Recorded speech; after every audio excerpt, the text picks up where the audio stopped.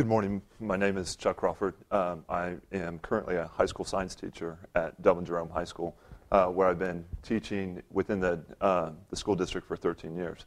So I come this year slightly different from the rest of the group, and I'm working under the Research Experience for Teachers, which is NSF funded. And what it's allowed me to do is work with Dr. Treese and explore some more of the content that wraps around the courses that I teach, which is physics.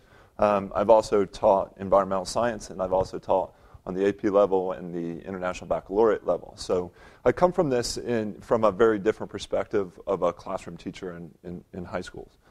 What we were looking at is how to create these electronic learning environments. And these electronic learning environments are actually kind of in the news today. A lot of students, a lot of individuals, we have technology permeating what's going on in our lives. And so these electronic environments are really considered by many bad things. But the electronic learning environment, through the use of Mathematica, is actually something that can be very powerful. So in our work here, we were looking at what is it that we need to look at to use as a basis for the development of a learning environment. And the two criteria is that we bring to the table is looking at the idea of Bloom's taxonomy and then Gardner's multiple intelligences. So we use that as a foundation. And then we carried on, what does it say, or what can we use as an indicator that says this is a successful learning environment? And through the work that we've done at the high school levels in the Ohio State Board of Education, we have this idea of the partnership for the 21st century skills, and then even Howard Gardner's 5 minds for the futures. So these are what we're using as indicators of saying the learning environment was successful. When we look at this, we use the software called Mathematica.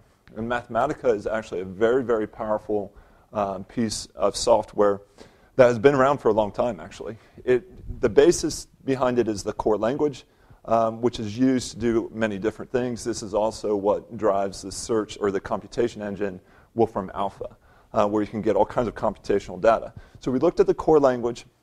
We used this idea of dynamic interactivity. And the dynamic interactivity is a relatively new thing to Mathematica. And this is just an example I think many of us can remember when we learned the electron configuration. And this is what the manipulate characteristic does, or the manipulate command does. As you move across the periodic table, we can see very quickly what the electron configuration does.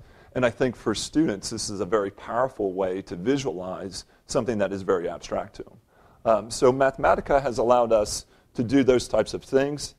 And what we looked at was how can we take those manipulations and turn around and put them into a physics textbook, right? With the emphasis being on the content and using the format of Mathematica to be able to deliver that content. So enter this draft version of a chapter that would be on oscillations. And this is what we had worked with. Dr. Treese had some of the manipulatives or the modules that we used. I've added a couple, and we've added a few in a different perspectives. So this is a sample chapter, again, in a draft mode that we're just saying, how would we be able to tackle oscillations in the classroom using an electronic textbook with an emphasis on content, but students experiencing the content as they read through it. So a normal introduction that would go on, and then we get into these modules. And you can see here, looking at the module to the left, move the slider back and forth. Also observe the plot of position along a y-axis versus time. So we would like students to turn around and adjust these. We say, what can you say about the changes that occur horizontally? What can you say about the changes vertically? And then what can you conclude about what you have observed? So this is, again, getting students just to look at it. Very basic example of what's going on. And what we're trying to do is to guide the learning experience. How many of you hate reading textbooks that's in a static version? I think I would be one of those people. It's not the most enjoyable thing to do. What we can turn around and say, after we ask these simple questions, we can do further analysis questions and start posing more questions. If for any oscillation we define the period as t, of the motion as the time is complete one cycle, how does this moving the slider to the right affect the period of oscillations? So very typical of questions that you can look up, but again, students can turn around and manipulate those questions as we come back through. So this as you can see, the text is very similar to what you would see in or the format would be relatively similar to what you would see in a regular college textbook, but now we have the ability to start adjusting things. This is an interesting piece to be able to see amplitude. We can rotate graphs and say we want to look along the zero axes, and we want to be able to see what happens to the amplitude. And we can adjust the pieces here. And again, the students are now being able to interact with the content that we're trying to do. And so everybody's saying, yeah, this is pretty simple stuff. I actually learned this in high school. And yes, that's true. We should have been able to learn this in high school. But as we move on, we can start looking at some more complex interactions. This is a reminder of how kinematics worked for us. And as we look at the initial velocity, we can see the displacement, the velocity, and the acceleration graphs. We can adjust this. And as we adjust, we can see, okay, now what's happening here? We can talk about the idea of acceleration, how velocity is correlated to those pieces, or how the displacement is correlated to the velocity that occurs. Now we can change the acceleration and how did those pieces go. And we can talk about the idea of average velocity, instantaneous velocity. So that's pretty good. We look at this. This is a piece that I think my high school colleagues would like very much, talking about the unit circle. A simple manipulation, being able to say, okay, here's as we put a graph on, how does this look on the unit circle? And being able to visualize this. I recall my days when teachers were actually trying to draw these on the board. And actually, it's pretty easy for this to be conducted this way. Guiding some questions through that. But now we start looking at some pieces here where we can put animations in it. And these animations, as you can see, this is a simple harmonic oscillator. You can see the spring that's moving at the lower portion of it. And you can see as the graph is being traced through, so we can start looking at those displacement versus velocity. Again, an opportunity for students to be interacting with what the text is and what we're trying to achieve as a background for what we're trying to achieve in the classroom. So we get into the second derivatives of how these all play into the solutions of it. So we still do have the mathematics to it. And again, this is a draft version of what we're trying to accomplish. But you can see this is another animation that goes into it and starts talking about the energy. And we can start talking about what happens when the energy XO becomes negative. Sorry for the formatting. I made the font bigger so you could see it instead of what it normally is. So you can start seeing these comparisons. So again, the impact, what we're really trying to do is trying to create an environment where the students can interact with the electronics, the capabilities that are there, and actually use that as an advantage as opposed to what we were using before, which is a static textbook, which many people don't particularly care for. This allows us to actually deal with achieving things on a much higher level. So students can then turn around and synthesize to agree that was what I believe is needed in the next generation as we go through with the text. So at that point, I would like to turn it over to any questions that you might have on the topic.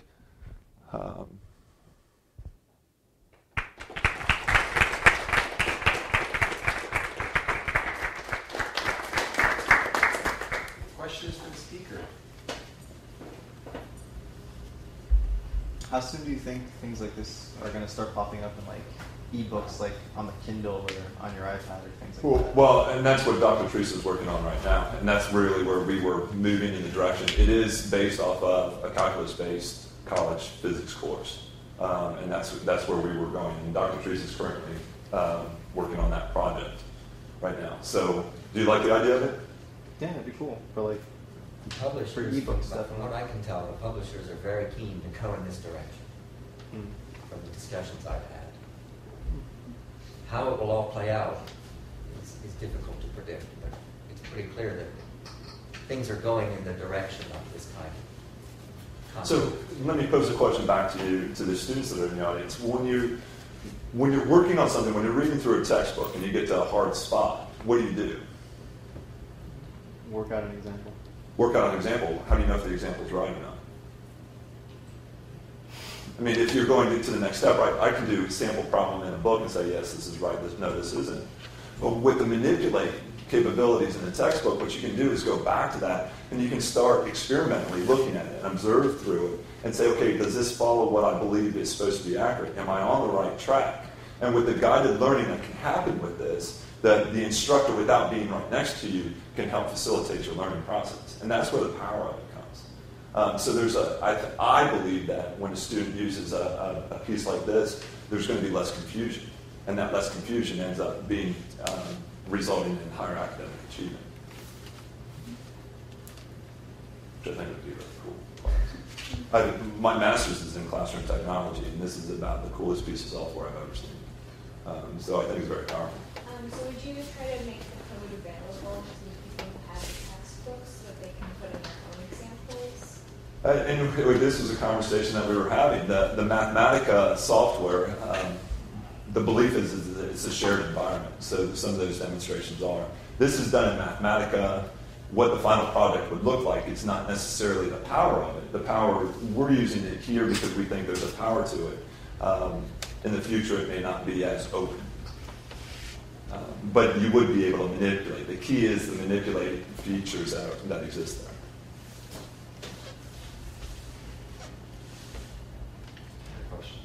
I think just want to say, I think this is really exciting stuff with enormous potential.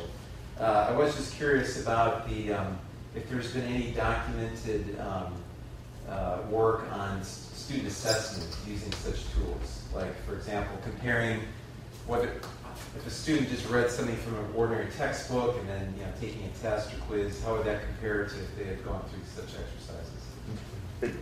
I can give you two answers to that. I can give you the mixed message that is coming from a lot of the research because of the content that's being delivered. Okay, so there's some question on the delivery and the methodology that's being used in that electronic environment. So when you look at the research, some people say it's better, some people say it's worse, right? So that's one. With some of the other work that I do through NSF funding, I work with community college professors. And one of their things that they're trying to do is electronic classrooms, so online learning. And what they will tell you is that the students who are taking those online classes actually achieve lower than what the kids in the classroom do. And that's anecdotal. I mean, I don't have the data to support it by conversations. What they say about this stuff is that you can create the environment of a lab situation and be able to manipulate variables that are more powerful than what a normal text would be, or a normal, people call them web quests. I don't know if you guys ever experienced a web quest that you read and answer a question. So I think the power of this manipulate feature within Mathematica is the key to it. So. And I think there's been some research to show that these electronic environments, if you don't give some appropriate amount of guidance in the questions that you ask the reader to answer, then you don't get much of a gain compared to any other type of way you deliver the content. So it's very important how you try to guide people through without obviously just giving them answers. And I think for those of you who aren't familiar with this idea of Bloom's taxonomy, when you're doing some of these work, if you're just doing a remembering piece, which is regurgitation, you're down in these lower levels of synthesis. When you move up the pyramid here, you get to a higher level of understanding. And when you get to these levels, that's when you truly start knowing the subject matter. So some web environments or electronic environments are just about this. And that's the huge difference. There have been a lot of studies for using the largely Mathematica-based materials for teaching calculus. Because a lot of these courses that were written in Mathematica, maybe not a lot, but a significant amount, in the 90s and the 80s. And the studies, what they find is that what they tend to do is when they test the electronic version versus the traditional version, is they test it by way of traditional means. So they'll give the same sorts of tests that they would give to people who were in the traditional classroom settings. But in some sense, that's really not fair, because if you're learning electronically, then presumably you're also gaining in other ways that aren't showing up on these tests. But given that, the tests they give, or the assessments that they do, don't show any marked difference. They don't, on average, it's just, they'll be the same.